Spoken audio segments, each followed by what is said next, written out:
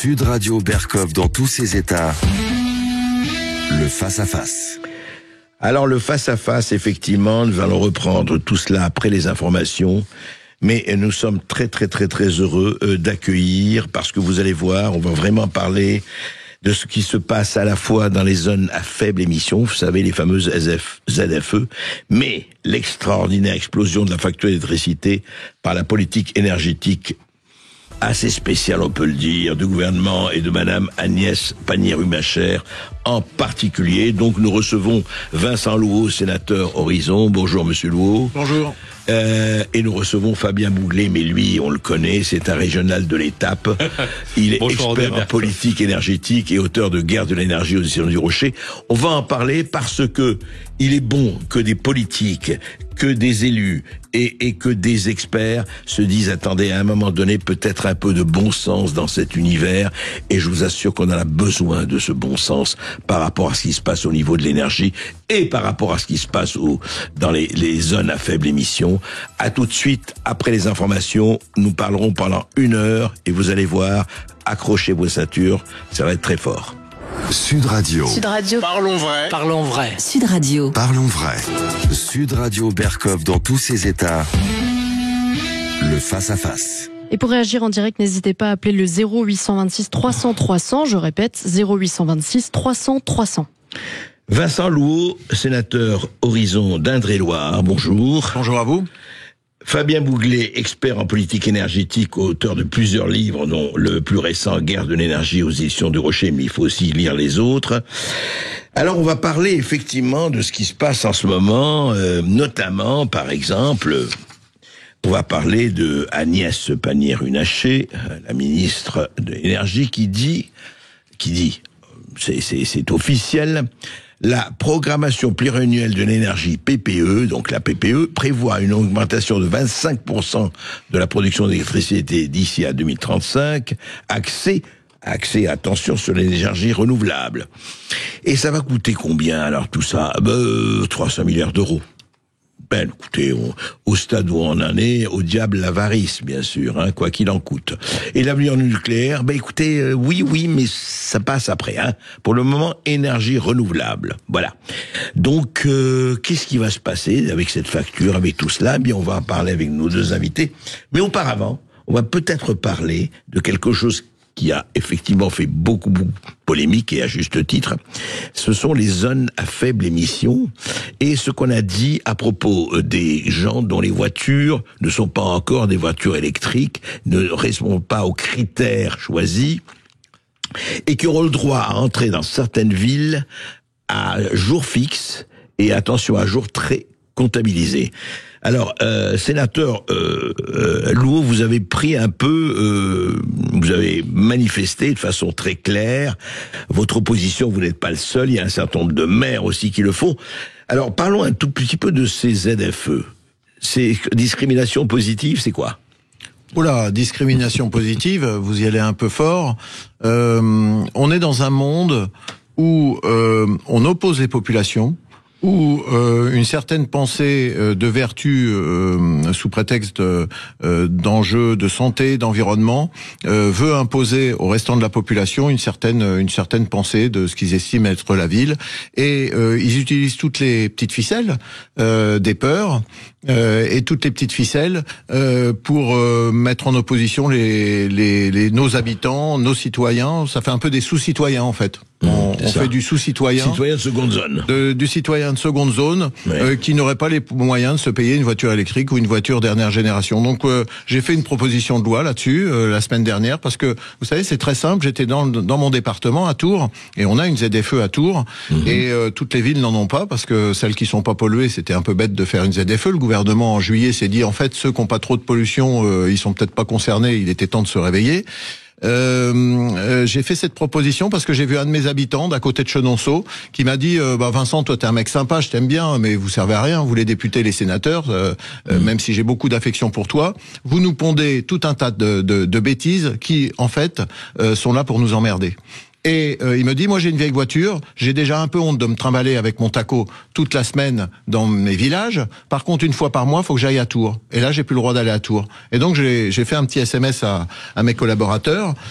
et pour leur dire vous me faites une proposition de loi sur ZFE. Et c'est comme ça que c'est né, et je l'ai déposé 3 jours après, et aujourd'hui on est à 55 ou 56 co-signatures de mes collègues sénateurs, donc je les remercie parce que ils me font confiance pour non pas abroger ZFE, parce qu'on n'est pas quand même des gros lourds et on fait de la politique un peu subtilement, mais pour dévitaliser ZFE. En fait, j'enlève tout ce qui est obligatoire et je laisse la possibilité pour les maires et les présidents de métropole de pouvoir faire une ZFE, et je leur dis bon courage pour se justifier avant les élections avec leur ZFE, et comme ça, ils porteront eux-mêmes la responsabilité des usines à gaz qu'ils font. Ouais, c'est ça. Et en fait, oui, mais alors expliquez-moi, vous déshabillez comment? C'est-à-dire que vous rendez le fait que si j'ai moi un taco que vous disiez autre, enfin une voiture, voilà, ou thermique ou autre, et comment je fais pour rentrer dans la ville? Eh ben, si votre loi passe, la loi passe, oui. Et c'est tout le job que je fais en ce moment d'influence pour qu'elle soit inscrite à l'heure du jour du Sénat et après qu'elle soit reprise par l'Assemblée nationale. L'idée, c'est qu'automatiquement on fait tomber l'obligation. Les maires pourront supprimer la ZFE. Ah, et pourquoi je leur propose ça? Ça sera à la discrétion des maires et des présidents de métropole de dire on abandonne ZFE. Pourquoi? Parce que ça n'a pas une action qui est assez forte sur les pollutions aux particules qui sont là, faut pas le nier. Oui, on n'est pas là pour dire il n'y a pas de pollution, il n'y a pas de problème de santé publique. Je suis là pour dire attention, 50% de la population vient des chauffages, 35% vient des voitures, et sur les 35%, vous avez les pneus qui frottent sur le sol, qui font des particules, vous avez et le combustible ne représente que 10% des 35%.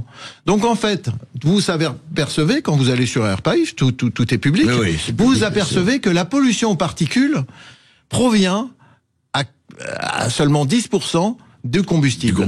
Et que si vous voulez vraiment avoir une efficacité, vous commencez à expliquer à nos habitants que faire une petite flambée le dimanche, ça pollue autant que faire 7000 bornes en bagnole avec votre feu de cheminée. Et que quand vous chauffez avec un vieux poêle dans Paris, 500 000 personnes se chauffent encore au bois dans Paris, et ben là, vous polluez plus que toutes les voitures réunies.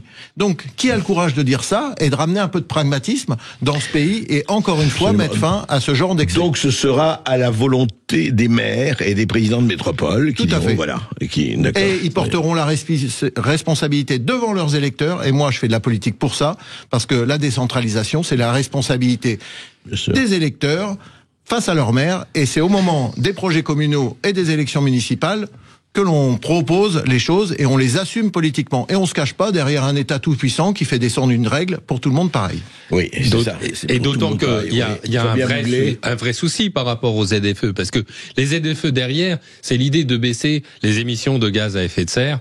Or, la France est un des meilleurs pays au monde pour les émissions de gaz à effet de serre.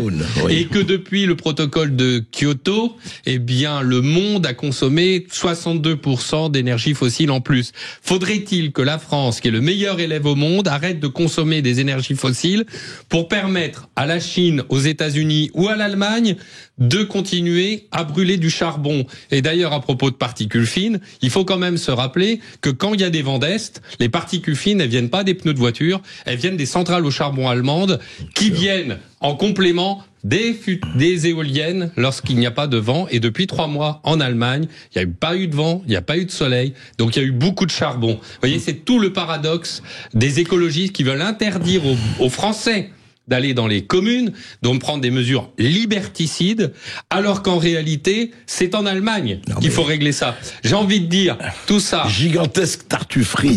Gigantesque tartufferie. Rappelons une chose, pour le mix électrique, l'Allemagne émet 400 à 450 grammes de CO2 par kilowattheure produit, quand la France en émet 40 grammes de CO2 par kilowattheure produit. Avec 40, 450. Voilà. Et bien moi je dis la chose suivante. Je dis aux parlementaires, je dis au gouvernement, on fait un arrêt immédiat de toute mesure le temps que l'Allemagne arrive à l'objectif des 40 grammes de CO2 par kilowattheure produit. C'est quand même, et c'est à ce moment-là qu'on fera conjointement une seule centrale nucléaire, c'est fini, c'est zéro, c'est terminé. Donc, non mais effectivement, il y a quand même un problème, Vincent Roux, pardon, je peux aller, Vincent Loup, pourquoi j'ai dit Henri. Il y a un problème quand même, et on va parler justement de ce qui se passe avec l'énergie renouvelable, enfin voilà, la grande production d'électricité, 300 milliards d'euros prévus et tout. Il y a quand même un problème incroyable, c'est que chacun sait, et ce que veut dire Fabien Bouglet, on le sait depuis des années maintenant, que la France a tout fait pour réduire sa consommation de gaz à effet de serre, moins de quoi, 10%, même pas 10%, 0,9. Ah non, en émissions de gaz à effet de serre, on est en dessous de 1%. On est en dessous de 1%. On est un des meilleurs élèves au monde. Hein. D'accord. Donc on est un meilleur élève au monde, mais quand on demande à la Chine, à la Russie, ou à l'Inde, ou autre, ils nous disent, écoute, oui, t'es bien gentil, mais va t'occuper ailleurs, va jouer ailleurs. C'est-à-dire, comme si il y avait des frontières, vous vous rappelez de Tchernobyl, hein, le nuage ne va pas traverser la frontière. Est-ce qu'il n'y a pas quand même quelque chose qui est honnêtement, je ne sais pas de quoi ça vient et de quoi ça sort, qui défie le bon sens? Eh ben, c'est très simple. C'est de la politique et c'est des accords politiques. En fait, vous changez la trajectoire de notre pays et des stratégies pour faire plaisir à certains groupes politiques. Et je vous rappelle quand même qu'à un moment, certains ont fait des alliances avec les écolos et nous ont planté notre système nucléaire. Donc c'est juste simple. Vous avez deux temporalités. Une temporalité qui est la stratégie de notre pays, qui est au long cours et qui nécessite de regarder autre chose que le bout de ses chaussures. Et vous avez la temporalité politique qui dit électoraliste, qui est plutôt d'une extrême médiocrité par rapport à ces sujets qui sont d'importance. Je pense que les Français qui comprennent pas tout, en fait, ont bien compris qu'on les pipotait. Et moi, ce que j'ai envie de dire aujourd'hui à tous vos auditeurs, parce que je fais pas de la politique pour m'amuser et puis faire mousser mon petit ego à 2 balles. Je fais de la politique pour une seule chose. C'est pour mes habitants, c'est pour la ruralité, c'est pour les habitants de tout le pays, qu'ils soient en ville, qu'ils soient à la campagne. Et aujourd'hui, les habitants, ils s'y retrouvent plus. Ils vont plus voter, ils votent dans les extrêmes, ils sont complètement perdus. Donc aujourd'hui, soit on change notre façon de faire de la politique, soit on accepte de se poser avec des vrais experts, des personnalités qui sont... j'en ai rencontré beaucoup, je fais un rapport pour le Premier ministre sur l'énergie, j'ai pas le droit d'en parler parce que j'ai signé une clause de confidentialité, mais qui sort le 8 avril, mais je peux quand même parler un peu de ces rencontres que j'ai fait avec des spécialistes de l'énergie et qui me disent tous en off dans la cage Faraday pendant les auditions la vérité. Et c'est pour ça que je sors aujourd'hui du bois, parce que je ne peux pas entendre le off de tout un tas de personnalités qui peuvent pas parler publiquement parce qu'ils sont chez RTE, ils sont chez EDF, ils sont dans des cabinets, mais on leur dit, en fait, on a une stratégie bas carbone, écrite par Madame Pannier-Runacher, on a une stratégie climatique et énergétique qui a été écrite par des décroissants. Aujourd'hui, c'est ça la réalité. Donc les décroissants dirigent, soyons clairs. Aujourd'hui, ça fait un moment... Je veux dire, l'idéologie décroissante dirige. Au ministère de l'Environnement, clairement. Ouais. Aujourd'hui, au ministère de l'Environnement, à la DGEC, clairement, les décroissants dirigent. C'est-à-dire qu'ils font une stratégie de consommation de toute énergie confondue qui sera en baisse. C'est-à-dire que on nous dit, on va consommer, on va être frugaux. Non mais frugaux. On va tous être frugaux. Alors vous savez, vous pouvez baisser la température de votre logement d'1 degré, mais si vous le faites tous les 6 mois ou tous les ans, au bout de 5 ans, il fait plus que 12 degrés dans votre logement, je vous signale. Donc vous savez, les économies, vous les faites qu'une fois. Donc cette grande mentalité où on fait du frugal est devenue une idéologie et qui s'appellera un cimetière pour la France. Un cimetière où nous n'aurons plus d'entreprise, où le boulanger, il va péter une pile, il va plus réussir à payer ses factures d'électricité, c'est ça la réalité. Il pète déjà les plombs. Donc aujourd'hui, il est grand temps, et ça, je sors d'une réunion avec les sénateurs en commission affaires économiques et des communistes en passant par la droite et tous les bancs, on est tous d'accord pour dire qu'il faut ramener le débat de la stratégie énergétique de notre pays au sein des assemblées. Aujourd'hui, ils veulent passer les décrets de la PPE par décret. C'est-à-dire pas de débat avec les parlementaires. Alors vous savez pourquoi? Parce que moi je me suis posé la question, comme je suis... Oui, parce que les parlementaires, pour eux, ça sert à rien. Oui, alors c'est sûr, 1000 parlementaires embêtent toujours le gouvernement, vous savez. Par contre, la réalité, c'est que quand, en 1958, De Gaulle fait sa constitution, il voulait pas être embêté pour sa stratégie sur le nucléaire avec les parlementaires. Donc article 34 de la Constitution, il dit ce que nous, les parlementaires, on a le droit de voir. Et article 37, il dit ce que le Premier ministre a le droit de voir. Et l'énergie est dans les services du Premier ministre. C'est pour ça qu'on peut passer par décret et qu'on n'a plus besoin de s'embêter avec la représentation des parlementaires. Aujourd'hui, nous, tous les parlementaires, veulent au moins des débats, même si ça passe en décret comme la Constitution le propose.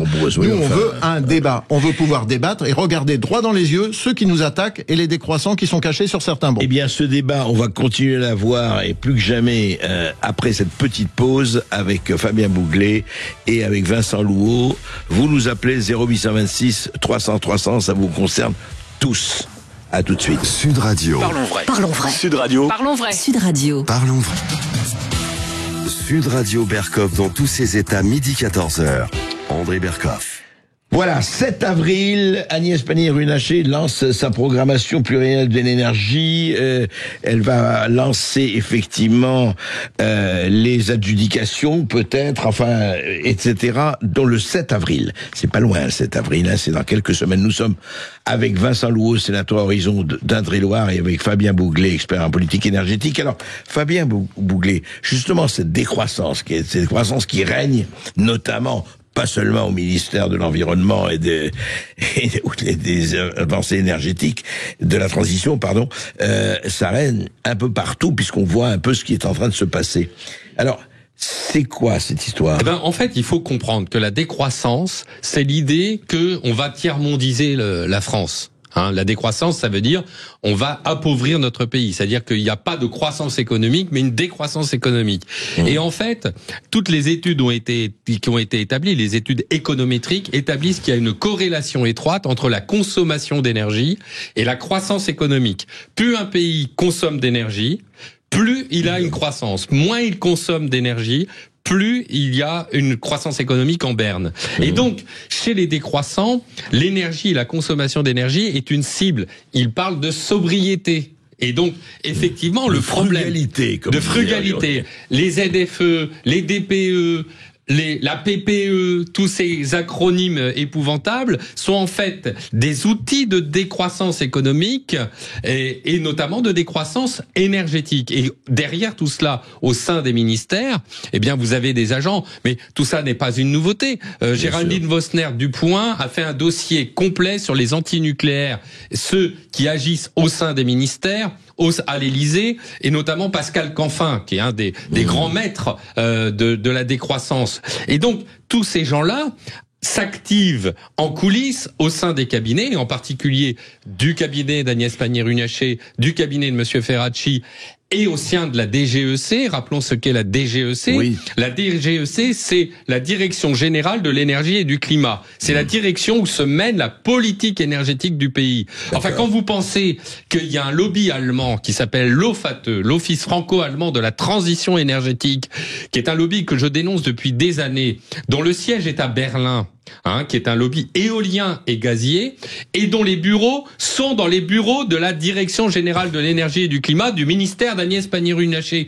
Comment voulez-vous que le plan pluriannuel de l'énergie ne soit pas une apothéose des énergies intermittentes avec une multiplication par 5 des panneaux solaires, une multiplication par 2 des éoliennes terrestres, et, écoutez bien André Berkov, une multiplication par 30 des éoliennes en mer. Alors déjà que les éoliennes en mer de Saint-Nazaire, c'est déjà un massacre pour les oiseaux. Mais alors là, vous imaginez que tout le littoral français va être couvert des 30 multipliés par 30. Ouais. Plus de 5000 éoliennes en mer qui vont coûter un pognon dingue, puisqu'on a parlé de 300 milliards d'euros en tout. Donc on a affaire là à un énorme scandale, et moi je me réjouis que les parlementaires, au travers de différentes lettres, il y a eu la sénatrice Pluchet qui a fait une lettre avec 80 parlementaires au Point, vous vous souvenez, suite à la dénonciation que nous avons faite avec 10 anciens dirigeants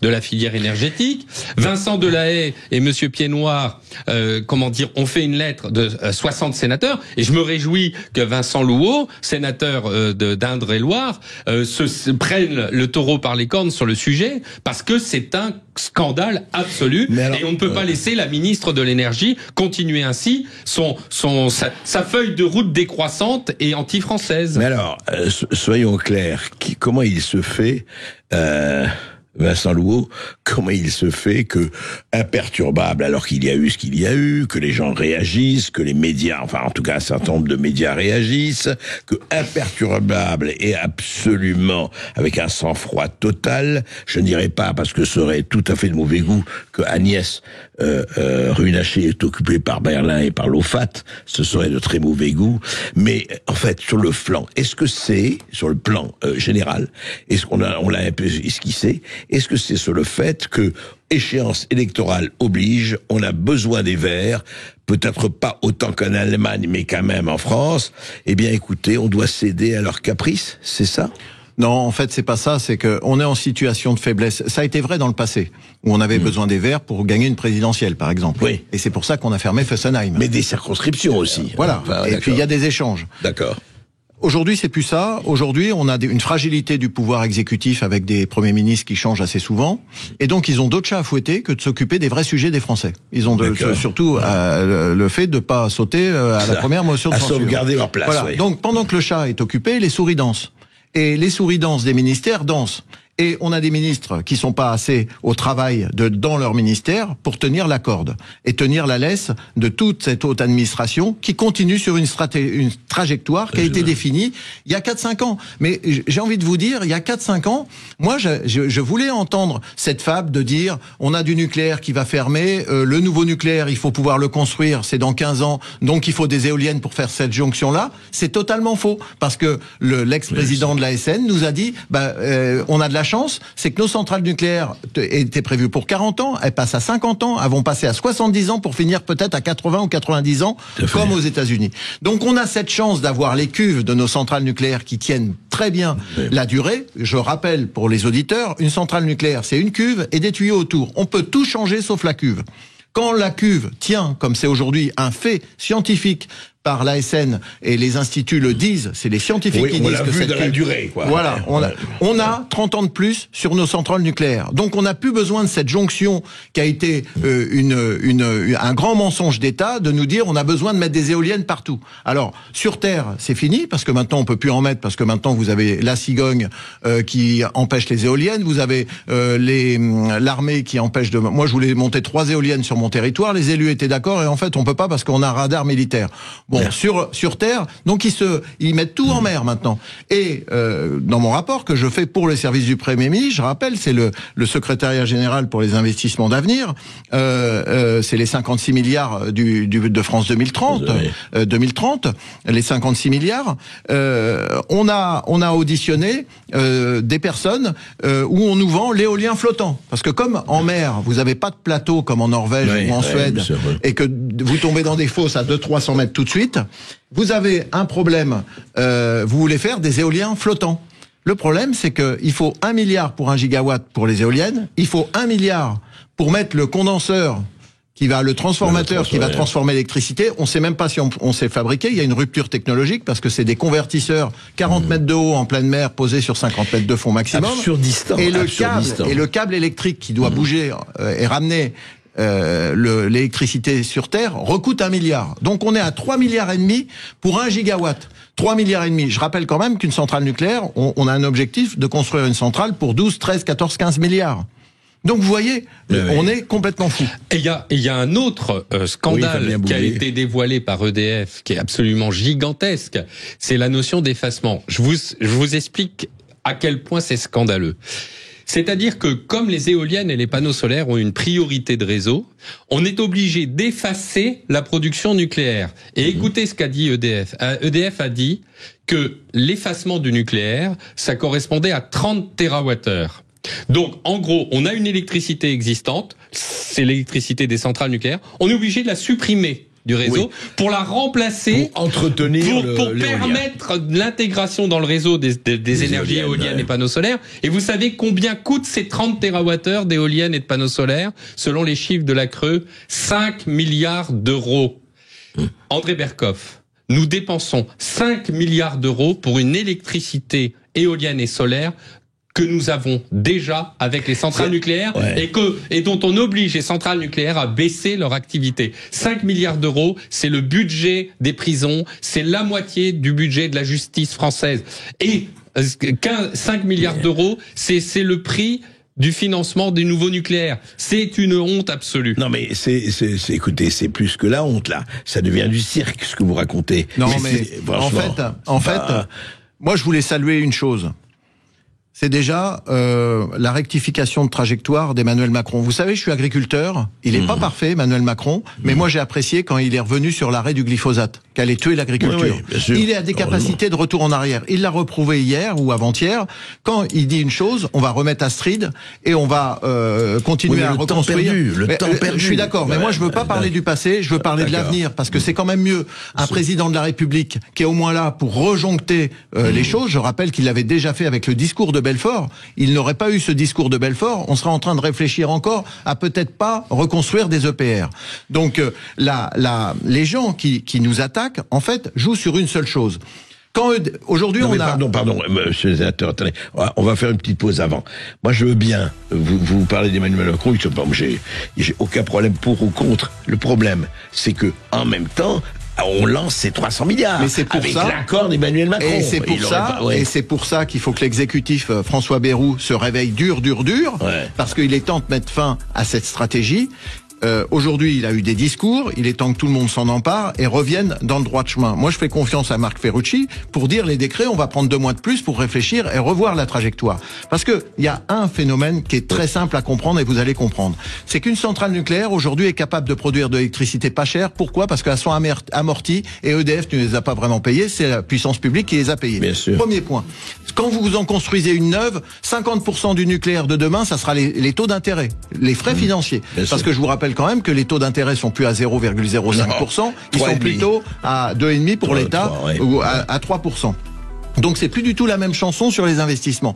Et que le seul moyen des gens qui attaquent le nucléaire, c'est de dire à EDF, vos centrales nucléaires que vous allez construire et les vieilles qui vont pouvoir durer plus longtemps, vous allez ne les utiliser qu'à 30% de taux de charge. EDF nous fait de l'électricité pas chère à 75% de taux de charge. Si c'est à 50% parce que vous avez de l'intermittent qui vient parasiter le nucléaire, automatiquement, le coût de l'électricité, il est passé en un claquement de doigts de 50 € le mégawatt à 100 € le mégawatt. Et EDF ne fera pas de miracle si vous leur demandez de faire, de couper les centrales. C'est politique. Bien sûr, on politique. fait que ça, de la politique. On va en parler tout de suite après une petite pause. On va continuer à en parler. Sud Radio. Sud Radio. Parlons vrai. Parlons vrai. Sud Radio. Parlons vrai. Sud Radio Berkov dans tous ses états, midi 14h. André Berkov. Alors, Vincent Louot et Fabien Mouglet, je voudrais parler au sénateur Horizon d'Indre-et-Loire, justement par rapport à cette relation étrange entre le politique et le scientifique et les décisions qui se prennent, et après on revient... C'est vrai, on parlait hors antenne de François Hollande, Fessenheim, on ferme Fessenheim, et puis on dit, bon, qu'est-ce qu'on fait après? On rouvre, on ne rouvre pas. C'est quoi? C'est là. Est-ce qu'un nouveau président ne peut pas inverser les propositions d'un président précédent? Ça devrait être le cas. C'est ça la politique. Ça devrait être le cas. Force est de constater qu'en France, quand un président de la République a parlé sur une pensée qu'il a eue en se rasant le matin ou sous sa douche, force est de constater que le président d'après assume la décision qui a été prise à un moment. Mais... on peut le regretter ou pas. Moi, je vais pas aller là-dessus. On va pas parler non plus du passé 150 ans. Je dis juste qu'aujourd'hui, la différence entre aujourd'hui et hier, si on reprend un peu l'histoire, c'est que, et je suis pas historien, je suis plutôt agriculteur, De Gaulle, quand il monte le nucléaire, il fait un comité scientifique, le comité Péon. Et les scientifiques font des choix entre la filière nucléaire graphique eau et la filière eau pressurisée qui était sous technologie américaine. Mais De Gaulle fait un choix parce que les scientifiques lui disent c'est quand même mieux, c'est beaucoup plus sécure et c'est beaucoup plus performant. Et De Gaulle a lancé toute la construction des centrales nucléaires sur des choix basés sur des scientifiques. Aujourd'hui, ce qui manque dans le pays, c'est un comité Péon avec des vrais scientifiques, avec des hauts fonctionnaires parce que bien sûr il en faut quelques-uns, et surtout un président et un premier ministre qui écoutent les scientifiques et qui arrêtent de croire. Et il faut arrêter de croire qu'un jour, les gens qui nous attaquent, qui sont cachés derrière de l'écologie, la mauvaise écologie, voteront un jour pour des gens comme moi qui sont du bloc central ou qui sont des modérés. Jamais ils voteront pour nous. Donc faut arrêter de leur faire la danse du ventre tous les 4 matins à chaque élection en croyant que le gars avec ses 7-8%, il va voter pour vous. Les gars, ils voteront jamais pour nous. Donc il faut retrouver du pragmatisme, affirmer haut et fort l'excellence nucléaire française. On est les seuls dans le monde avec les Russes, et vous connaissez l'état des Russes en ce moment, les seuls dans le monde à avoir autant d'avance sur le bouclage du cycle. C'est Astrid qui a été arrêté. Aujourd'hui, et je remercie encore une fois le président Macron de l'avoir fait, on remet Astrid en route, on remet le bouclage du cycle. Pourquoi? Parce qu'on a besoin d'uranium. On a 30 ans de stock de déchets radioactifs utilisables dans Astrid, donc on a besoin de beaucoup moins d'uranium qu'on a pu au Niger. On a l'excellence de cette filière avec des chercheurs du CEA qui ont plutôt plus de 40 ans, et si vous attendez 15 ans, ils vont tous être partis à la retraite. Ils ont plutôt plus de 50 ans. Donc si on le fait pas maintenant, on est tous foutus. Et attendez, l'excellence des chercheurs, mais beaucoup partent aujourd'hui aux États-Unis ou ailleurs parce que il y a un problème. Vous parlez de ça. Non mais en même temps, attendez, je vous entends, d'accord? Et vous me dites, ok, merci Monsieur Macron, merci. Mais encore une fois, aujourd'hui, il y a 300 milliards qui vont partir dans les éoliennes, dans les renouvelables et dans les panneaux solaires, et personne ne dit rien. Vous êtes là et heureusement. Mais je suis halluciné que moi, je vais voter pour des députés, pour des sénateurs, et il se passe quoi? Rien, il se passe rien. Les gens disent, ah oui, Monsieur Macron, Monsieur le Président, qu'est-ce qu'il soit de droite ou de gauche, hein? Il dit pas un mot.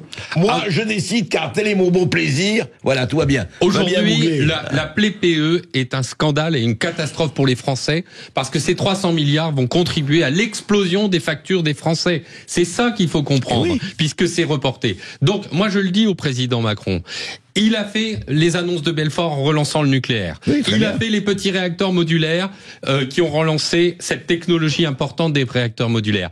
Il relance Astrid et j'ai fait ici des annonces suffisamment fortes pour évoquer Astrid. Eh bien, il faut que le président ait le courage de faire table rase de la politique voulue par Agnès Pannier-Runacher qui est mortifère pour notre pays. Eh bien, il faut que le président Macron reprenne la main et dise on arrête cette PPE qui est un scandale pour nos concitoyens, qui va contribuer à l'explosion des factures des Français et qui ne sert à rien. Et puis il faut aussi qu'il arrête d'avoir dans sa gouvernance des politiques plutôt que des ingénieurs. Moi, quand je vois à la tête de RTE Monsieur Piéchazic, citons-le, Monsieur Piéchazic, qui est un politique pur jus, qui a été au cabinet de François Hollande le responsable de la loi de baisse de la part du nucléaire et de la loi des éoliennes, qui est aujourd'hui le patron de l'entité des réseaux d'électricité et qui est le marché européen de l'électricité. Comment voulez-vous que notre politique énergétique change avec des données comme ça? Et enfin, je dirais ce dernier point important, il y a une donnée géopolitique majeure qui a changé et qui fait que la politique énergétique de la France doit changer. Laquelle? C'est que le 14 février,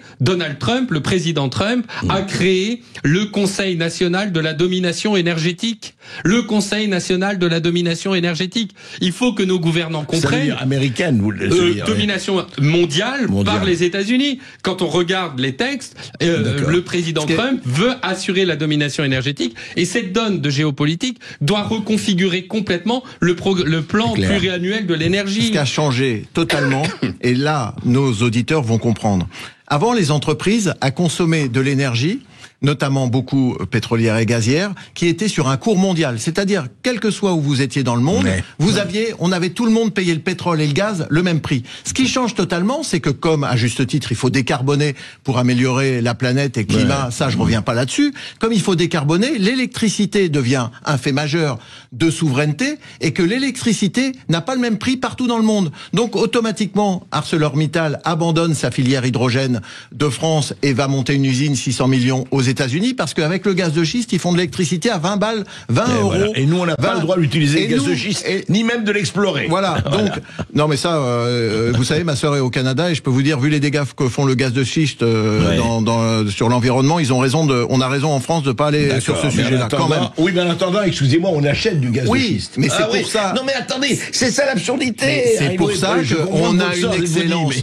André, on a une excellence, c'est le nucléaire. Oui. On arrête d'avoir honte de notre excellence. On met la gomme sur le nucléaire avec des centrales nucléaires qui marchent à 80% de taux de charge, comme aux États-Unis, ils sont plutôt à 90%, donc 75-80%, et on remet l'église au milieu du village et on se recentre sur les objectifs. Dans la guerre mondiale qui a lieu en ce moment sur les entreprises, l'énergie, c'est la principale chose. C'est Michelin, le PDG de Michelin nous le dit au Sénat. Tous les patrons le disent très poliment aux politiques. Faites très attention, on va finir par partir du paradis que vous nous décrivez. Donc il faut se réveiller. On a un objectif avec mes collègues sénateurs et députés qui est plutôt 50 € le mégawatt pour les électro-intensifs. Aujourd'hui, on nous parle de plutôt 80, 90, 100 euros le mégawatt. Mais vous avez plus une entreprise qui survit. Donc bien sûr, on peut faire une dérogation pour les grands industriels. Toujours une dérogation pour les grands. Mais encore une fois, la boulangère, l'artisan, toutes les petites fonderies, il reste plus que 50 fonderies en France. Imaginez demain, s'il y a une guerre, on n'a même plus de fonderies. Il reste plus que 50 fonderies en France. Les petits commerçants, les petits commerçants. Le poison de l'énergie et de l'électricité, du prix de l'électricité, vous en avez dans toute votre chaîne de production sur tous les produits. Donc, l'électricité, il faut qu'elle soit bon marché. Et si on en a trop, on enfile aux Allemands, aux Italiens. Vous savez, les Italiens... Avec le nucléaire et les bons marchés. Je voudrais juste faire intervenir un auditeur. C'est Serge, Maude. Oui, Serge qui appelle de Nîmes. Oui, bonjour Serge. Oui, bonjour André. Alors, bravo pour vos émissions. Merci. Je ne vais rien rajouter sur ce qu'ont dit vos deux invités, que je connais très bien, surtout Fabien. Mais moi, je vais vous dire un simple témoignage. D'abord, pour vous rassurer, on peut pas dire qu'on ne fait rien. Moi, je suis membre de Patrimoine nucléaire et climat, là, présidé par notre ancien président de l'Assemblée nationale. On y travaille et on a effectivement du mal à comprendre pourquoi nous autres, pauvres ingénieurs et scientifiques, on n'est pas entendus dans ce pays. Alors, je voudrais juste vous dire que lundi dernier, il y a eu au Sénat, d'ailleurs Fabien était présent, moi aussi, un excellent débat, rassemblant 150 personnes sous l'égide du CRME de PNC. Et là, si vous voulez, notre ancienne ministre, Olga Givernet, était à la tribune, et la pauvre, elle s'est vite rendue compte qu'elle avait 150 personnes contre elle. 150 sachants. Alors, on ne sait plus quoi faire. Très franchement, là, ça devient complètement fou dans ce pays. On est, nous autres, enfin, moi, je suis également membre d'un groupe d'anciens directeurs d'EDF. Moi, je suis dans le nucléaire depuis 52 ans, donc je pense quand même pouvoir en parler. Et là, on ne comprend plus, on ne sait plus quoi faire. Et oui, on ne sait plus quoi faire parce que je crois que de ce point de vue, les politiques n'ont peut-être pas choisi, je dirais, l'étoile polaire. Juste un mot, je crois qu'on va prendre quand même tout de suite et après vous répondrez aussi bien, Fabien Bouglet, que oui, mais on prend oui, d'accord, c'est la pause. Excusez-moi. Restez avec nous, c'est absolument passionnant, je veux dire vital pour ce qui va se passer pour notre pays. Donc à tout de suite. Sud Radio, votre avis fait la différence. J'adore vos débats. On entend des choses qui changent un peu de la doxa généraliste qu'on entend trop partout. Sud Radio, parlons vrai. Sud Radio Berkov dans tous ses états, midi 14h. André Berkov. Alors Vincent Louot, qu'est-ce que vous allez faire face à ça? Je crois que vous avez choisi le 1er avril, mais je vous assure, vous allez écouter auditeur Sud Radio Résistance Européenne, ce n'est pas un poisson d'avril. C'est quoi? Qu'est-ce qui va se passer le 1er avril au Sénat, à l'invitation de 4 collègues sénateurs, Vincent Delahaye, Stéphane Piednoir et Christina Puchet. Et puis, il y aura d'autres députés. Il y a une dizaine de députés qui sont prévus. Il y a une quinzaine d'autres sénateurs qui vont nous rejoindre. Même les communistes réfléchissent au fait de nous rejoindre parce que c'est important. Aujourd'hui, on est tous en meute et sur une volonté transpartisane.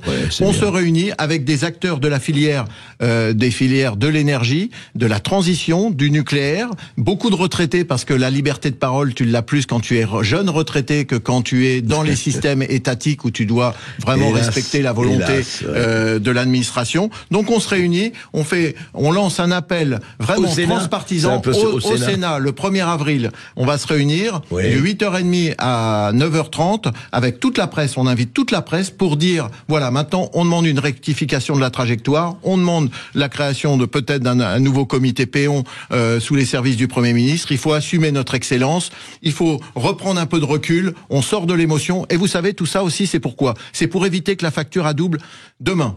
C'est pour retrouver des marges financières, pour aussi se payer la défense que certains veulent en ce moment, parce qu'on a laissé aussi pourrir notre armée, et qu'il est grand temps de remettre un peu la gomme sur la défense pour être un peu mieux et un peu plus serein. Donc, nous, on permet de faire 100 milliards d'économies demain en revoyant la trajectoire.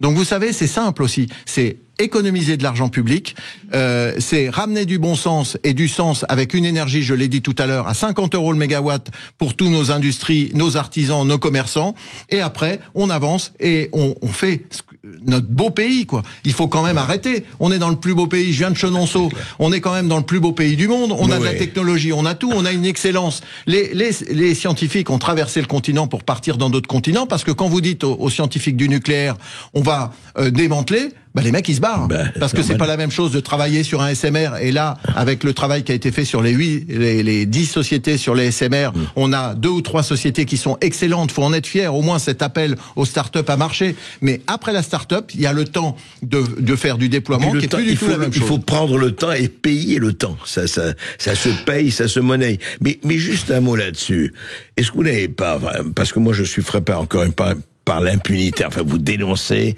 les intermittents du spectacle, je parle des éoliennes ou des panneaux solaires, mais il y a des lobbies extrêmement puissants, sinon ça ne marcherait pas comme sur des roulettes comme ça. Donc vous allez dénoncer ceci le 1er avril, mais... En fait, le 1er avril, cette conférence de presse, qui est la liaison, en fait, entre les initiatives parlementaires qui ont eu lieu depuis la lettre « Nous dénonçons ». Je vous rappelle, André Berkoff, vous m'aviez invité à ce sujet. Le 1er décembre 2024, avec 10 anciens dirigeants de l'énergie française, nous avons publié une tribune « Nous dénonçons », un j'accuse énergétique pour s'insurger contre le scandale de l'explosion des factures des Français qui est lié à cette politique des énergies intermittentes. Et depuis lors, il y a eu la lettre dans le point de Madame Pluchet, la lettre des 160 sénateurs avec Monsieur Delahaye et Monsieur Piednoir, et il y a eu l'initiative de Vincent Louault. Et donc effectivement, moi je partage l'organisation de cette journée, et j'invite tous les anciens dirigeants d'EDF ou de la filière énergétique qui ont des choses à dire, des choses importantes à dire. Et s'il y en a qui sont encore en activité, qui peuvent le faire, qui ont courage de le faire, qui n'hésitent pas à se rapprocher de nous. Parce que, je dirais, André Berkoff, ça fait des années que je viens sur votre antenne pour parler de ces sujets-là. Mais l'heure est très très grave. La facture des Français, elle a déjà explosé. Et on veut la faire encore multiplier par 2. Mais ça n'est pas possible. Derrière, ce sont des emplois. Derrière, ce sont des entreprises qui ferment. Derrière, ce sont des drames humains. On ne peut pas continuer cette politique énergétique désastreuse. Et donc, je me réjouis que les parlementaires se prennent les taureaux par les cornes dans une union nationale salutaire. Oui, mais vous n'êtes pas le seul, Fabien Bouclé, mais je voudrais savoir concrètement comment ça peut déboucher. Je veux dire autre chose que sur non pas des vœux pieux, c'est très très bien de faire ça, mais je veux dire, par exemple, concrètement, vous allez demander l'adoption d'un projet de loi là-dessus. Alors, on a des projets de loi, des demandes des parlementaires de pouvoir faire un projet de loi, et l'État s'était engagé, en fait. On a déjà passé dans la loi le fait de faire des programmations pluriannuelles de l'énergie. Et théoriquement, on devrait passer au vote là-dessus. Mais force est de constater que le gouvernement, pour aller plus vite, veut passer par des décrets secs, sans débat auprès des parlementaires. Donc on redemande le débat, mes collègues le disent matin, midi et soir, tout le monde le dit, c'est tellement évident, au moins qu'on ait ce débat et ce temps de parole. C'est à minima. Et moi, ce que je demande aujourd'hui, et je fais un peu confiance à Marc Ferracci pour revoir cette trajectoire et dire, attendez, on se prend 2 mois de plus, 3 mois de plus, et on se dit, voilà, on se donne des objectifs. Quel est le prix on veut payer dans les 15-20 prochaines années? 50 € le mégawatt. Qu'est-ce qui fait scientifiquement une butée? C'est 30% d'intermittents dans le mix énergétique. Une fois qu'on a dit ça, le reste c'est du nucléaire à 60%, il reste 10% pour l'hydraulique. Donc tout va bien. On a fait la trajectoire. Il faut juste des politiques qui tapent du poing sur la table. Et ça, je suis là aujourd'hui pour se dire ça. François Bayrou. Aujourd'hui, il faut prendre la mesure de l'inertie du train il faut incarner cette politique, il faut incarner vos intentions. Oui, mais il faut bien incarner quelque chose. Moi, j'ai besoin d'un Premier ministre qui ressemble plus à De Gaulle qu'à autre chose. Donc aujourd'hui, il faut incarner et il faut reprendre les rênes de notre énergie. Il faut pas fumer la moquette. Vous voulez un Premier ministre qui ressemble à De Gaulle. Un salaud. Où êtes-vous? Mais il y a aussi une chose importante, André Berkoff, c'est que il faut arrêter de prendre l'expertise des exploitants éoliens et des lobbies éoliens qui sont infiltrés à la DGEC. Il faut commencer à prendre en considération ceux qui ont fait le système énergétique français, les dirigeants français de l'énergie qui ont créé, qui ont construit les réacteurs nucléaires et qui ont construit le réseau. Henri Poglio, vous l'avez invité pour le 1er avril, présent, évidemment. En tout cas, il y a déjà André Merlin, l'ancien patron de RTE, qui sera présent pour parler des risques de blackout généralisés si on continue dans cette direction. Et il faut entendre ceux qui ont construit le réacteur nucléaire et pas des dirigeants qui sont des commissaires politiques qui ne connaissent rien à l'énergie et au réseau électrique. Et vous savez, il faut arrêter avec la mythologie Et moi, j'ai entendu des choses, et là, on a auditionné la filière sur l'hydrogène, par exemple. Tout le monde a cru que l'hydrogène allait tout résoudre. Pour fabriquer 1 kilo d'hydrogène, il faut 55 kWh d'énergie électrique. Les électrolyseurs, on ne sait pas les construire pour 100 mégas. C'est-à-dire, ils arrivent déjà pas à en construire des 30 mégas de puissance. Il y a une vraie rupture technologique. C'est pas du tout prêt. Et on nous a fait croire la fable des éoliens avec un surplus d'énergie à prix négatif qui va faire de l'hydrogène. Mais attendez, vous connaissez qui va vendre de l'énergie à prix négatif? Vous le payez toujours, c'est l'État qui paye quand l'énergie devient négative, c'est l'État qui file aux promoteurs immobiliers et éoliens les 70 balles du mégawatt qui est marqué dans le contrat. Donc tout ça, c'est une hémorragie d'argent public, une hémorragie. On a travaillé sur ces filières-là. Aujourd'hui, il est temps de sonner la fin de la récréation sur toutes ces choses. Il est temps de sonner, je vais vous dire, si vous ne la sonnez pas, je pense que les Français, beaucoup de Français qui peuvent pas boucler leur fin de mois, la sonneront la fin de la récréation. Je veux pas être du tout prophète d'apocalypse, mais il faut arrêter quand même à un moment donné. En tout cas, je vous remercie. Merci à vous. On va suivre le 1er avril. De toute façon, on en rendra compte et merci à vous deux. Merci André Berkoff. Merci à vous. Sud Radio. Sud Radio. Parlons vrai. Parlons vrai. Sud Radio.